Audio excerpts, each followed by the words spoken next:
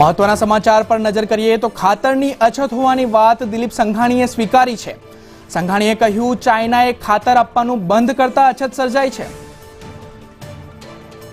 દેશમાં ખાતરનું ઉત્પાદન વધારવામાં આવશે। ચાઇનાએ ખાતરની બંધ કરતા અછત સર્જાઈ છે। દિલીપ સંઘાણીએ આ વાતનો સ્વીકાર કર્યો છે। મહત્વના સમાચાર સામે આવી રહ્યા છે। સંઘાણીએ વધુમાં કહ્યું કે ખાતરની તંગીને પહોંચી વળવા ઉત્પાદન કરવામાં આવશે।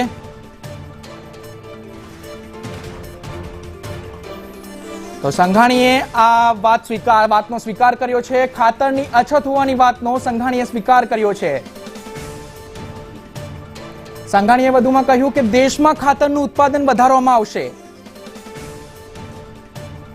ખાતરની જે તંગી છે તેને પહોંચી વળવા માટે દેશમાં જ ખાતરનું ઉત્પાદન વધારવામાં આવશે। દિલીપ સંઘાણીએ ખાતરની અછત હોવાની વાત સ્વીકારી છે। દેશમાં ખાતરની અછત હોવાની વાત દિલીપ સંઘાણી દ્વારા સ્વીકારવામાં આવી છે। તેમણે કહ્યું છે કે દેશમાં જ ખાતરનું ઉત્પાદન કરવામાં આવશે। જ્યારે ચાઇનાએ ખાતર આપવાનું બંધ કરતા અછત સર્જાઈ છે। સંઘાણીએ મહત્વનું કહ્યું કે દેશમાં ખાતરનું ઉત્પાદન વધારવામાં આવશે અને ચાઇનાએ ખાતર બંધ કરતા દેશમાં અછત સર્જાઈ છે।